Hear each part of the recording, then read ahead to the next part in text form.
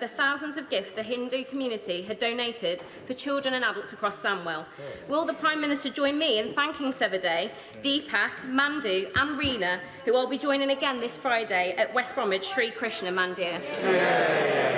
Yes, I thank my honourable friend for raising the work of Sevaday and for all the people of West Bromwich, Hindu community, who do make an incredible contribution to this country, and I'm delighted that the charity is again distributing donated gifts. Thank you to everyone involved, and particularly to my honourable friend for her efforts.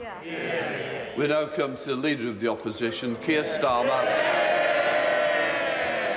Thank you, Mr. Speaker. Can I also wish you, everybody who works in this House and all members a Merry Christmas and a Happy New Year. And can I also send my congratulations to the Prime Minister and his wife on the birth of their daughter, and join the Prime Minister in supporting our armed forces and all those on the front line. Mr. Speaker, there were 200,000 Omicron infections on Monday. That's doubling every 2 or 3 days, and the NHS could be overwhelmed. So I want to start by encouraging everyone listening to this session to get their jabs and boosters. It's the best way to protect themselves, the NHS and their loved ones. Given the seriousness of the situation, does the Prime Minister agree that the 100 Conservative members who voted against Plan B measures last night voted against steps which are necessary to protect the NHS and to protect lives? Thank you, Mr. Speaker. The government is taking a balanced and a proportionate approach to dealing with the pandemic, and the House voted through Plan B, I think, with Conservative votes, Mr. Speaker, and we will continue with the massive booster rollout, to which he is a late convert. Since Friday, when I decided that we had to accelerate the booster programme in view of the data about Omicron, we've cut the timetable in half. Mr. Speaker, Monday was the biggest vaccination Monday in the history of this country, and yesterday was the second biggest vaccination achievement by the NHS ever. More than 500,000 jabs delivered, and the campaign continues to grow. I want to thank absolutely everybody involved. I want to thank all the British public for coming forward to get boosted now. Mr. Speaker, we all hope that, combined with the booster programme, Plan B will be sufficient to prevent the NHS from being overwhelmed. Nobody wants to see further restrictions, but the Prime Minister has quite rightly not ruled anything out. So can I take this opportunity to make clear to the Prime Minister that if further votes are needed to save lives and protect the NHS, Labour MPs will follow my leadership, and we will always put the national interest first. Can I ask the Prime Minister to get his House in order so he can say the same about the members behind him? Yes, Mr. Speaker, if further measures are needed, as the House will understand, if further regulation is needed, of course this House will have a further say. As for following his leadership, Mr. Speaker, they wibbled-wobbled over Plan B, they wibble-wobbled over quarantine, and if we listened to him, Mr. Speaker, we wouldn't even have the vaccine rollout, because we would have remained in the European Medicines Agency. True, and we wouldn't have opened up on July the 19th, Mr. Speaker. We would have remained in lockdown. That's the reality, Mr. Speaker. Mr. Speaker, let me put that straight back in its box. The Labour Party showed the leadership yesterday that the Prime Minister lacked. Mr. Speaker, if it wasn't for Labour votes, his government wouldn't have been able to introduce vital health measures we need to save lives and protect the NHS. So weak is his leadership. His own MPs were wrong to vote against basic public health measures, but I can understand why they're angry with him.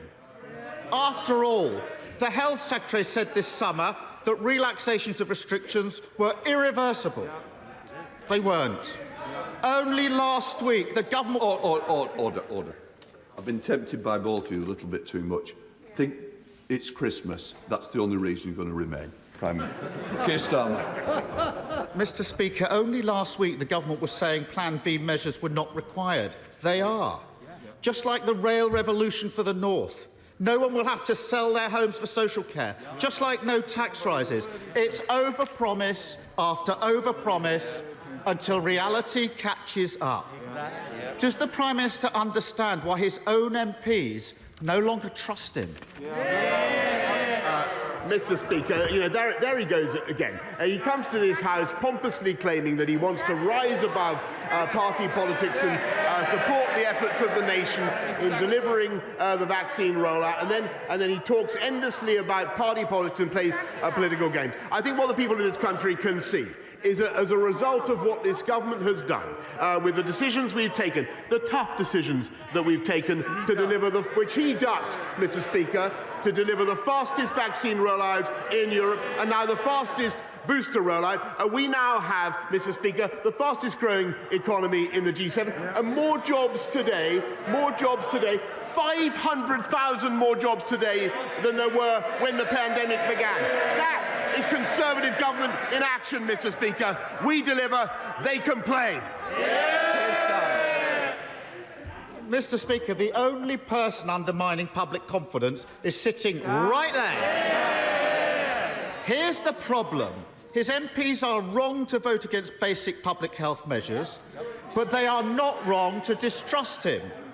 Last week, the Conservative member for the Forest of Dean asked, why should people at home listening to the Prime Minister do things that people working in Downing Street are not prepared to do?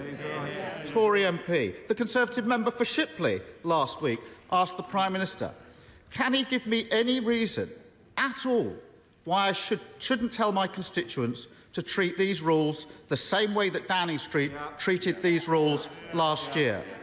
Now, the Prime Minister's had a week to come up with a good answer. Has he done so?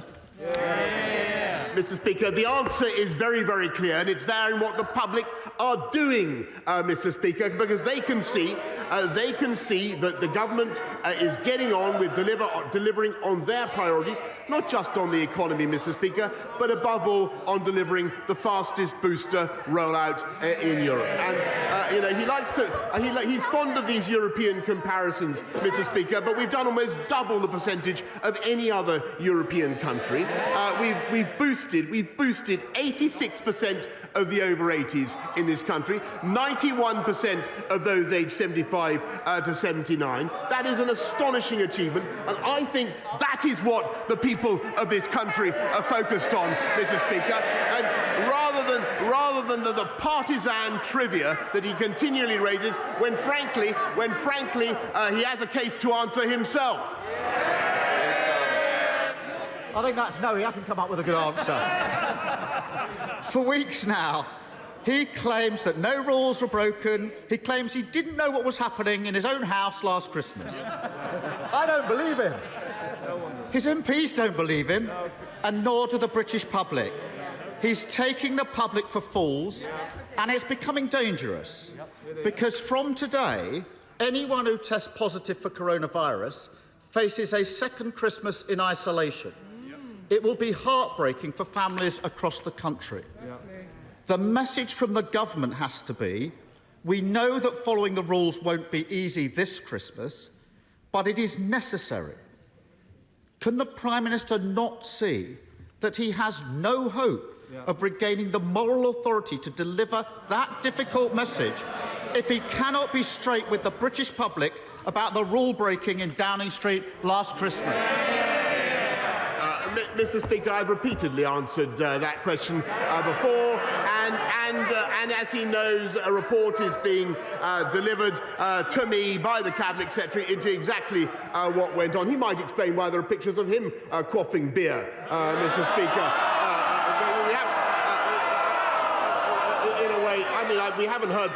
I think what the British public want us all to do frankly. And what they want us all to do is focus on the matter in hand and continue to deliver the vaccine rollout in the way that we are. And I think it is an absolutely fantastic thing that people are now coming forward in the way that we are, the way that they are. 45% of people over 18 have now had a vaccine, Mr. Speaker, and I thank our amazing staff. I thank the NHS. I thank all the GPs. I thank the GPs. And we are. Well, you blocked the investment in there. Mr. Speaker, they wouldn't vote for it. They wouldn't vote for investment in our NHS, Mr. Speaker. They wouldn't do it. I thank them for what they're doing. I can tell the House that we're now speeding things up by allowing people to avoid the 15-minute delay after they've been vaccinated, which I hope will encourage even more people to come forward. Keir Starmer. Mr. Speaker, the virus is spreading once again and lives and livelihoods are at risk. The British public are looking for a Prime Minister with the trust and the authority to lead Britain through the crisis. Instead, we're burdened with the worst possible Prime Minister at the worst possible time. They're shouting now. Where were they in the lobby last night? His own MPs have had enough. They won't defend him. They won't turn up to support him. And if he proposes them, they won't vote for basic public health measures. So at this time of national effort, the Labour Party stood up, shown the leadership that the Prime Minister can't, and put the health and security of the British people first. On. This is silly because I can't hear the question. I will hear the question. I don't think we need any more help from this front bench. I'm just dealing with this corner first before I come back. Can I just say, I understand it's the last PMQs and we're going to be coming back in the new year, but I do need to hear the question. And it may take a long time, but I will hear it. So please, I want to get through questions. I want you all to get away for Christmas. At this stage, you won't. Keir Starmer.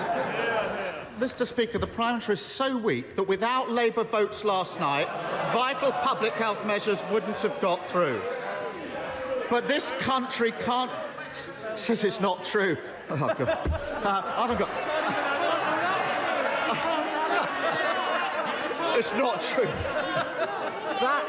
He's so socially distant from the truth. He thinks that that's not true. I don't know where to start. We better press on. We can't go on with a Prime Minister who's too weak to lead. So will the Prime Minister take time this Christmas to look in the mirror and ask himself whether he has the trust and authority to lead this country? Mr. Speaker, thank you very much, Mr. Speaker. We won that vote last night with Conservative votes, as I told the House.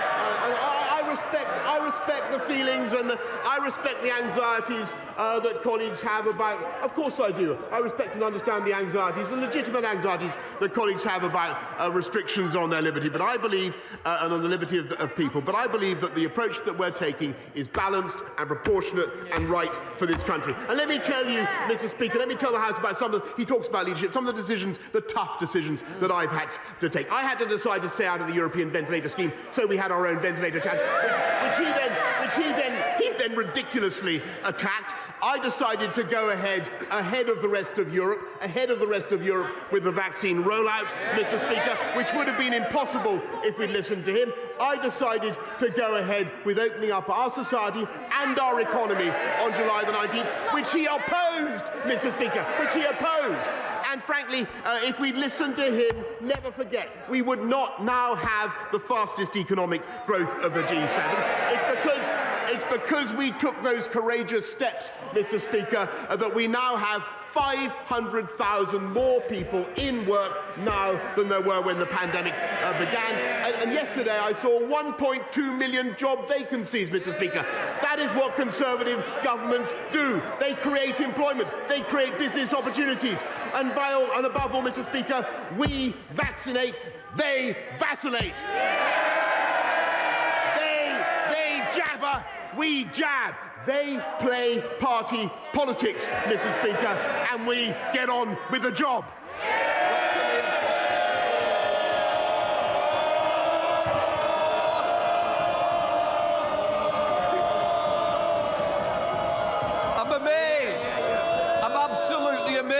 some of you wanted to catch my eye. Obviously you don't. Thanks for that. It's making my life easier.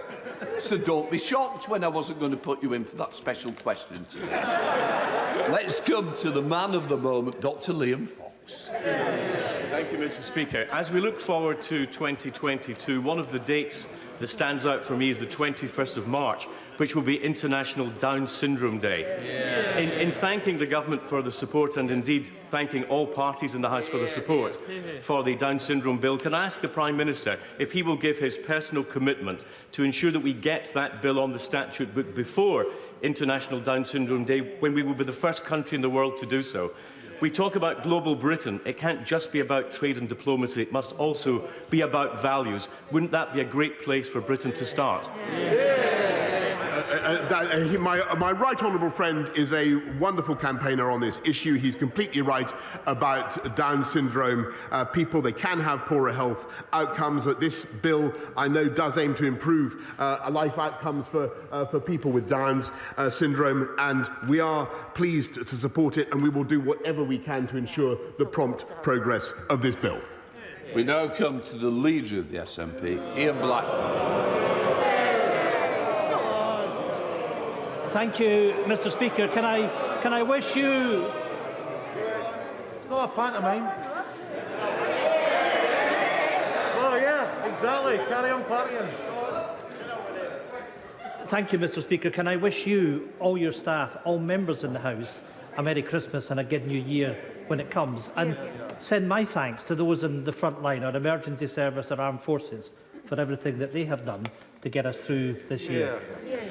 Mr. Speaker, the public understands the threat that Omicron poses to all our people and to our NHS. But we saw from last night's vote the Tories might be privileged enough to live in denial about this danger, but the rest of us have the responsibility to live in the real world. That means increasing public health measures and increasing financial support for businesses and workers. The Scottish Government is delivering £100 million from our fixed budget to support businesses. But we all know that more is needed. Yesterday, the UK Government put out a press release saying that new financial support was coming. But last night, the Treasury U-turned saying no new money was available. So, Prime Minister, which is it? Is there any new money to support businesses? Or was it all just smoke and mirrors once again? I'm grateful to the right honourable gentleman, and I share some of the points that he made about the importance of being vigilant about Omicron. I think it's good that he set that out. I think it's important that we continue to work with the Scottish administration as we do to help everybody through it. There is more money, as he knows, through Barnett consequentials. There are also further powers under the existing devolutionary settlement for the Scottish administration to raise money if it chooses to, and they have that option. But we will of course continue with the discussions with the Scottish administration. Ian Blackford. Mr. Speaker, that simply wasn't an answer, and it really just does confirm it's all smoke and mirrors. There was no new money for Scotland. Once again, the Prime Minister can't trust a word that this Prime Minister says. Dodgy dealings on renovations and his distant relationship with the truth. All of it has left him weak. Last night, this UK Government struggled to get measures through this House that Scotland has had for months. A Prime Minister who can't do what is needed to protect the public is no Prime Minister at all. Mr. Speaker, nobody wants further restrictions, but Scotland can't afford to be hamstrung if the Prime Minister can't act because he's got 99 problems behind him. So will he give the devolved governments the powers and financial support that we need to protect our people?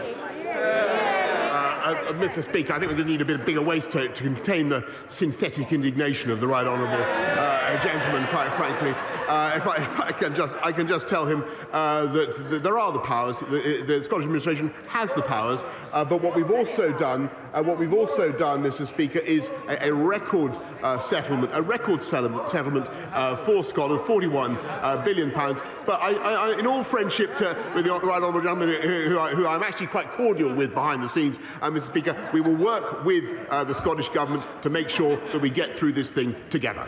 Sir Robert Neal. Thank you, Mr. Speaker. Stroke is the leading cause of adult disability in the United Kingdom. It's the 4th largest killer. We've made much progress, but regrettably, in the last couple of years, key treatments like thrombectomy, thrombolysis and timely interventions in hospital have actually stalled and gone backwards. In particular, most stroke survivors do not receive less than half the recommended levels of rehabilitation, something which the Prime Minister knows my own family have experienced. Can we urgently look to upgrade the very good National Stroke Plan into a fully fledged national strategy for stroke, with a minister responsible for it and a dedicated team of officials in the department to roll that out? I want to thank my right honourable friend for that question. I know he and I have discussed before his own personal reasons for caring so much about this issue, and I understand and I sympathise deeply with what he's saying. And that's why one of the reasons why I want to make sure that we do invest enough in this. There are 20 integrated stroke networks in England already. What we want to do is increase their capacity by about tenfold. Mr. Speaker, very happy to make sure that he has the right meeting with the relevant minister to discuss the matter. But that's why it's so important that we invest now in our NHS in the way that we are. And what a pity that essential measure could not be supported by the party opposite. Speaker, the Prime Minister's actions over the last number of months have absolutely eroded public confidence at the worst possible time in a public health crisis, excusing rule-breaking by his own MPs, ignoring rule-breaking in his own House. He can't even lead Tory MPs to vote for his public health guidance. How does he expect to lead anybody else? Surely now it is time, Mr. Speaker, for him to do the right thing, the only thing left to him to restore public confidence, and resign. No, Mr. Speaker, I'm going to get on with protecting the public of this country and making sure that we get through this pandemic together as one united kingdom, Mr. Speaker, and making sure that we protect trade between Great Britain and Northern Ireland in the way that I know he would want it protected. Peter Aldous. Thank you very much, Mr. Speaker. In East Anglia, there are, on the one hand, tremendous opportunities in such sectors as low-carbon energy and sustainable fishing, and yet, on the other hand, significant challenges with deep pockets of deprivation, particularly in coastal communities. I acknowledge the investment that has been made, but there is a concern locally that the government is yet to comprehend the scale of the opportunity that our region has to be a global exemplar in new and revitalised industries, and in doing so, bring transformative and long-term benefits to local people. Will my right honourable friend meet with other East Anglian MPs and myself so that together we can put in place a strategy to realise the full potential of the East of England? Yes, Mr. Speaker, but I also want to say that I understand completely the massive opportunity that exists in and the potential that exists in those coastal communities, and that is why we're investing £120 million already in 5 new town deals, including for Lowestoft, Mr. Speaker, and I'm sure that my right honourable friend, the Secretary of State for Levelling Up, will want to be taking his points on board as we bring forward the Levelling Up white paper in the new year. Thank you, Mr. Speaker. Does the Prime Minister believe that it is the damage being caused by Brexit, his litany of broken promises, his condoning of Conservative Party corruption, or just simply his complicity in lockdown, busting, Christmas parties and quizzes, which has caused the public to so dramatically, so rapidly lose faith in his leadership? Mr. Speaker, what I observe is that actually it was our freedom from the rules of the European Union that enabled us to deliver the fastest vaccine rollout in Europe, that has enabled us to have the fastest economic growth in the G7, and that is of massive benefit to each and every one of his constituents. And I think he should acknowledge that point. Laura Farrell. Thank you, Mr. Speaker. One of the significant achievements of this government is the work it's done with local authorities to tackle rough sleeping. 5 years ago, 36 people were sleeping rough in the Newbury area. This Christmas, West Berkshire Council have reduced that to 0. But they can only sustain that success with the help of additional support services to tackle the complex causes of homelessness. What action will the government take through its new 10-year drug strategy to intercept the link between addiction and life on the streets? Yes. My honourable friend is completely right to draw the link between drug addiction and rough sleeping, and that's why our drug strategy is so absolutely vital for tackling this problem. I also want to thank local councils, Mr. Speaker, and everybody involved in the Everyone In campaign. I think that homelessness and rough sleeping are a blight and a disgrace, a shame for our society. And I'm proud to say that levels are falling. Our rough sleeping snapshot shows levels have fallen 43% since 2017, though clearly as we come out of the pandemic in the next year or so, we must make sure that we continue to reduce rough sleeping. It remains an absolute priority for this government. Ben Lay. Mr. Speaker, with the emergence of the Omicron variant and a rising number of COVID infections, more and more people are being asked to self-isolate or to stay at home to look after isolating children. I've been contacted by people in Ceredigion who have been excluded from isolation support payments as they are not in receipt of benefits or above the weekly earnings threshold. Will the Prime Minister act urgently to increase statutory sick pay, which currently stands at a mere £96.35 a week, so that people in this position do not have to choose between following public health regulations or putting food on the table? I thank him very much, and I understand the difficulties some families will find themselves in. We want to look after everybody throughout the pandemic, and that's why we've done things like lift the living wage in the way we have, increased the funds available for childcare, but also made sure that the councils have an extra hardship fund of £500 million to help families of the kind that he's describing through this winter. Shakira Mellon. Thank you very much, Mr. Speaker. Following confirmation of the Crewe to Manchester leg of HS2, the Alston factory and Crewe winning a HS2 rolling stock contract, and Crewe's long history at the heart of our railway industry, does the Prime Minister agree with me that Crewe is a strong contender for the headquarters of Great British Railways, and can he tell me when the process to choose the location of the new HQ will start? Well, Mr. Speaker, I think my brief says here I can be very careful in what I say. I've no doubt that Crewe is a strong contender, but further details of the competition will be announced in the coming weeks, Mr. Speaker, and I know that expressions of interest from places such as Crewe will be very welcome. You've got a couple in there. Maria Regal. Thank you, Mr. Speaker. After inquest verdicts on the 97 people who died in the Hillsborough disaster of unlawful killing, the Right Honourable Gentleman stood for election to this House on a manifesto that included legislating to introduce a public advocate. Why then is his government repeatedly blocking my public advocate bill, which has cross-party support and would prevent families bereaved by public disasters from ever again having to endure what the Hillsborough families have had to cope with over the last 32 years? Is it an oversight or yet another broken promise? I thank the Right Honourable Lady, and no, we do recognise the importance of putting the bereaved and the bereaved of Hillsborough at the heart of an investigation, and we think that in certain circumstances funding may be available for a representation for the bereaved at a public inquiry or interest. We are considering, to her point, we are considering what steps should be taken. I will ensure that she has a meeting with the relevant minister in the relevant department, in the Home Office, as soon as possible. Sir Bernard Jenkins. Mr. Speaker, as we see Russian forces massing on the Ukrainian border, can we be reminded that Russia is also continuing cyber attacks, attempted assassinations, using gas as a political weapon, holding illegally territory in the Crimea, in Georgia, intimidating the West, and interfering in Western elections. How much does the government understand that President Putin is conducting a hybrid war against the West, and how is the government responding to it?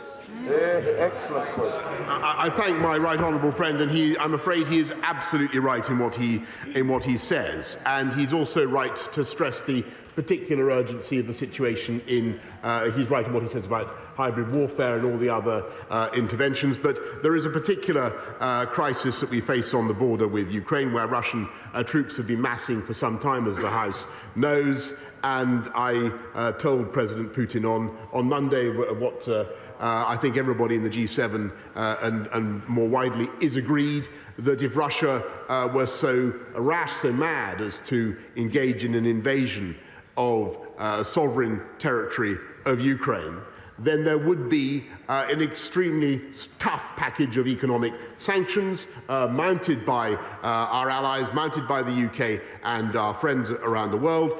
There would also, of course, be support for Ukraine. There would inevitably be the build-up of NATO forces in the periphery regions, and as I told President Putin, I believe any such action would be catastrophic, not just for Russia and for Ukraine, but for the world, Mr. Speaker. Thank you, Mr. Speaker. The Prime Minister made an address to the nation on Sunday on COVID booster jabs, and he said every eligible adult will have the chance to get the booster before the new year, roughly 2 weeks away.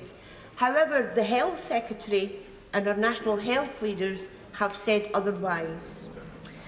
We know that those who deliver our health service were not adequately consulted.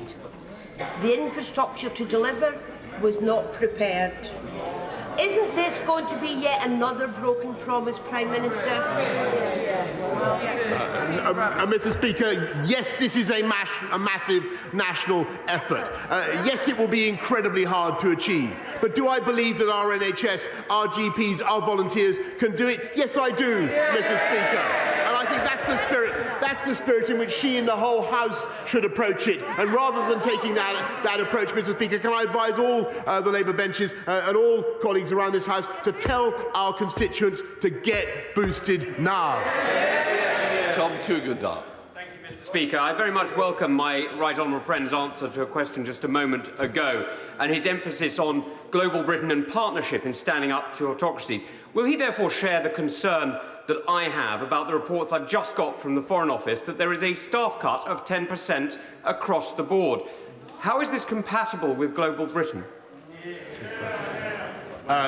Mr. Speaker, we are investing massively in overseas aid. We're investing massively, £10 billion a year in overseas aid.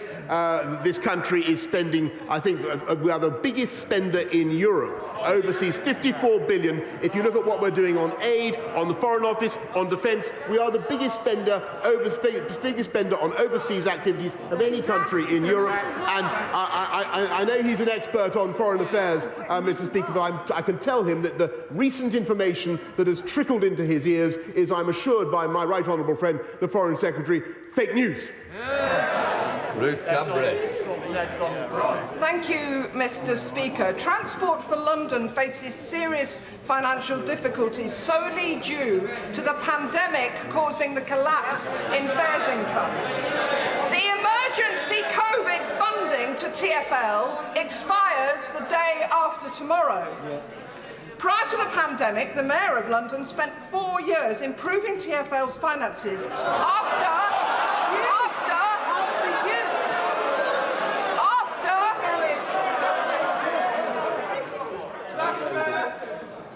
There will be a nightmare. There will be a nightmare in a moment. Can I just say, we want to get through the questions. I was hoping to get some extra people in. You're not helping me do so. Come on in, Ruth Cambray. Thank you, Mr. Speaker. Prior to the pandemic, the Mayor of London, Sadiq Khan, spent 4 years improving TfL's finances after his predecessor inexplicably bargained away TfL's £700 million annual government grant.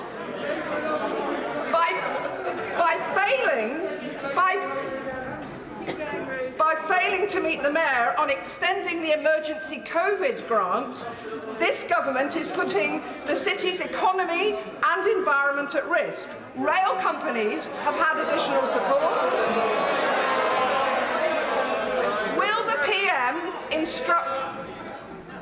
Will the PM instruct silent shaps to meet the Mayor immediately so that buses and tubes can continue to keep London moving from Friday?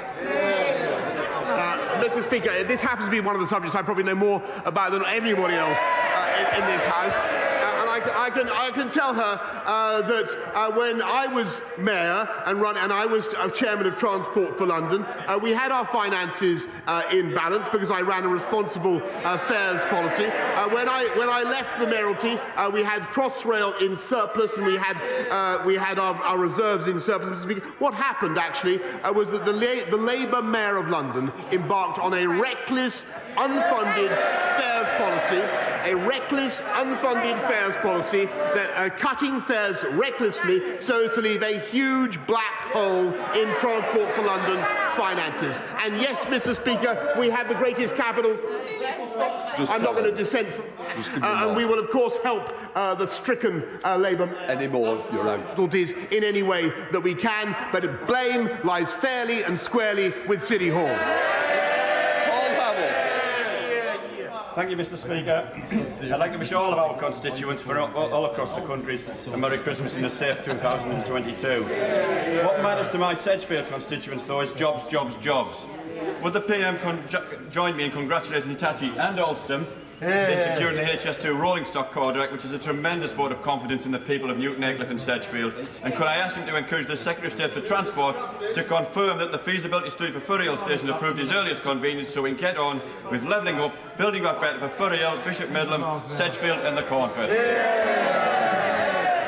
Yes, I thank my honourable friend, who is a great advocate for Sedgefield and for his constituents and for levelling up. I congratulate Hitachi and Alstom on securing the HS2 stock order and the proponents of the Ferry Hill Station for completing the initial business case for the scheme. And Mr. Speaker, this is part of the £96 billion investment that we're making in our railway infrastructure, the biggest in 100 years, dwarfing anything that the Labour Party has ever embarked on. And we will get on with uniting and levelling up across our country.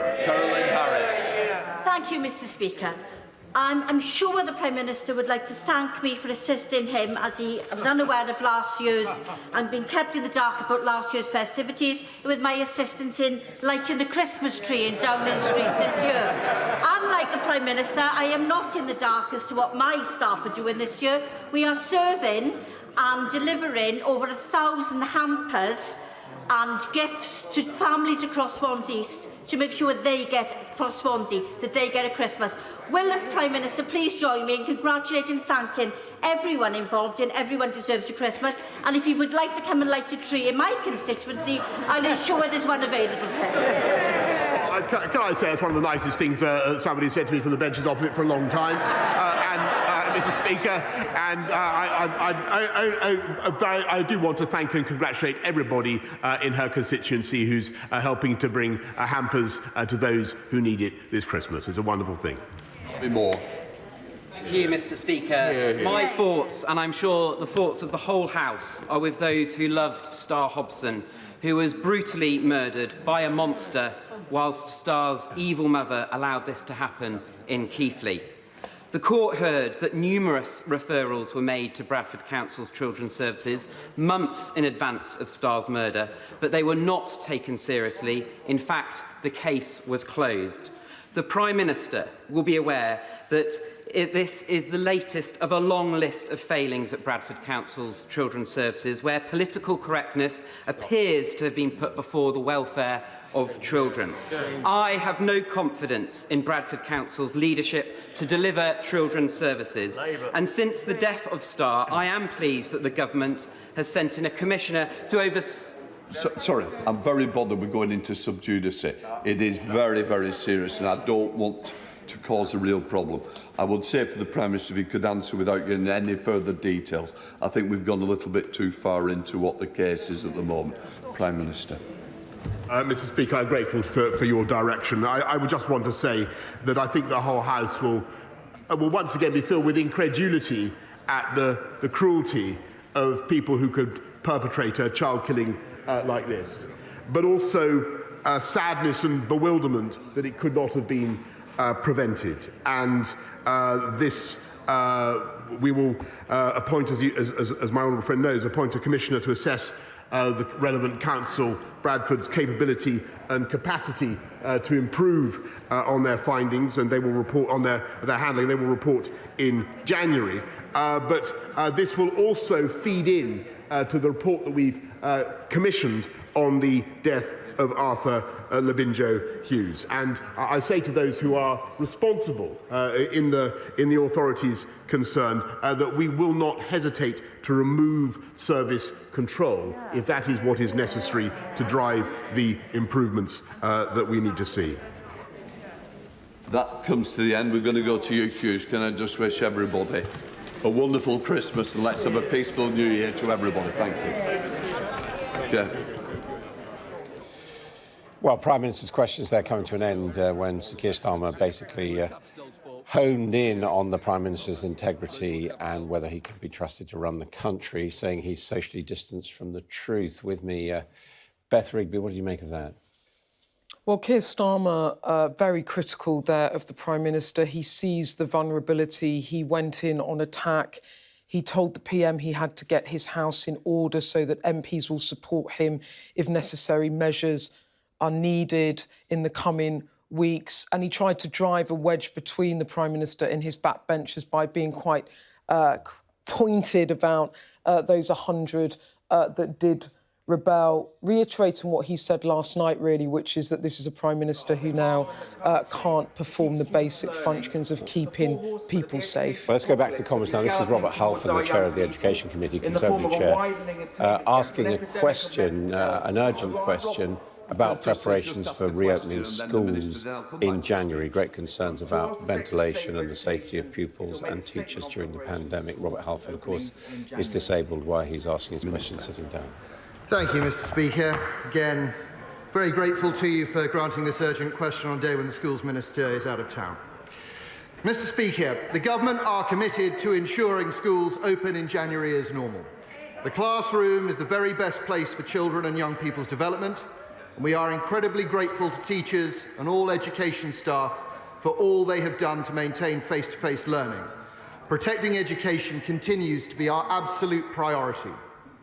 The Government has taken action to help manage the Omicron variant, and the Prime Minister has already announced that we are turbocharging our COVID-19 booster programme to offer every adult in England a vaccine by the end of the year to protect people from the Omicron variant.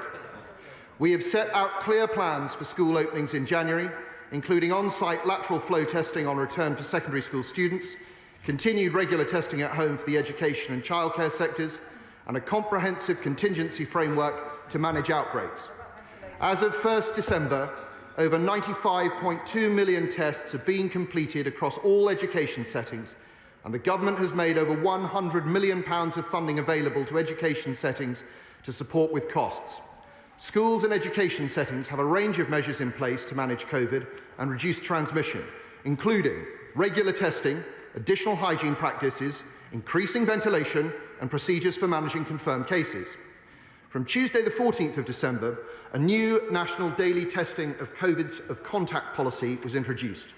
This means that young people and fully vaccinated adults who are identified as a close contact of someone with COVID can take an NHS rapid lateral flow test every day for 7 days and continue to attend their setting as normal unless they have a positive result.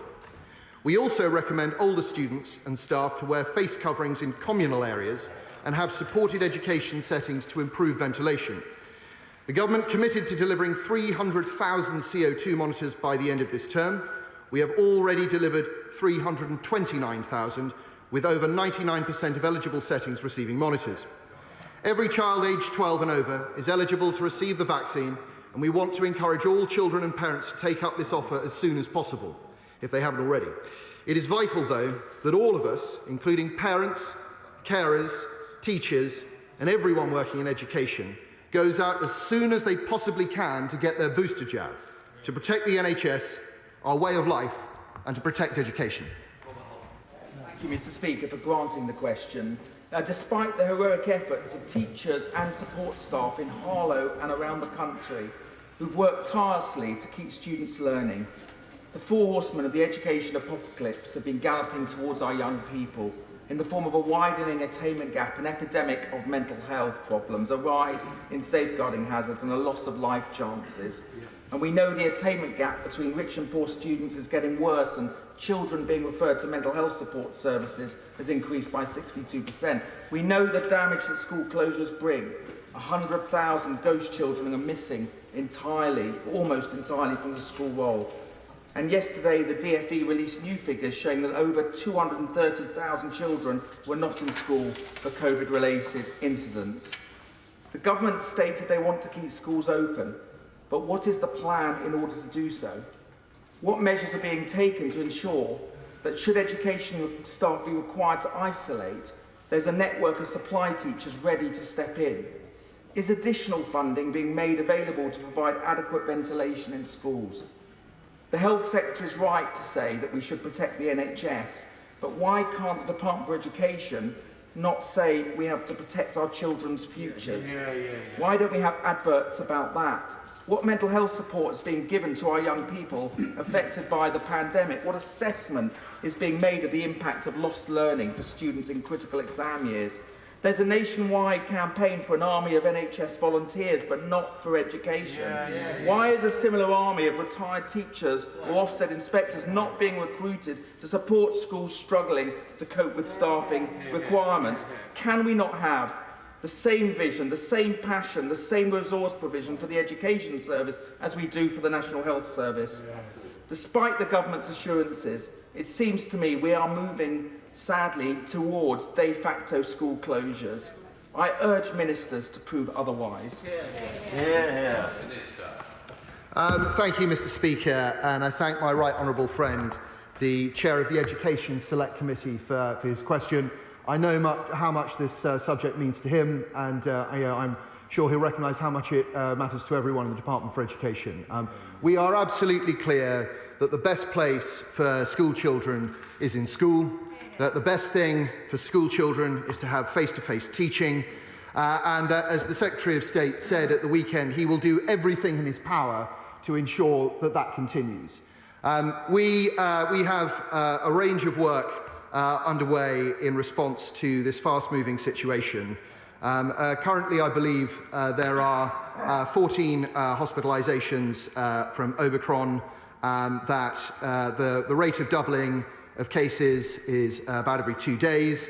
At the weekend, the Secretary of State was on the Andrew Marr show, where he said, I think that about a third of cases in London were Omicron. That number is already over 50%. So to deal with this, we have set about 4 things: testing, vaccination, ventilation, and hygiene. And these are the ways in which we will absolutely back schools to make sure that in-classroom teaching can continue. We are recommending that at the start of next term, all secondary school pupils will be tested right at the start of term. And we are offering a small amount of flexibility for the time at which schools can go back in order to make sure that this testing can take place. We are offering additional funding to make sure that this testing is available. I can reassure the House that schools have and will have all of the testing facilities that they require. On vaccination, 6 out of 10 16 and 17-year-olds have already been jabbed, and over 80% of all everybody in the population aged 12 and over has received at least 2 jabs. And this is a remarkable achievement made possible by our world-leading vaccine procurement and vaccine rollout. We have also seen 99%, as I mentioned earlier, 99% of schools receive a CO2 monitor, and schools are running very comprehensive and advanced hygiene programmes wherever. The key to our success in the battle against Omicron will be the booster programme. This is a national mission of utmost importance and severity.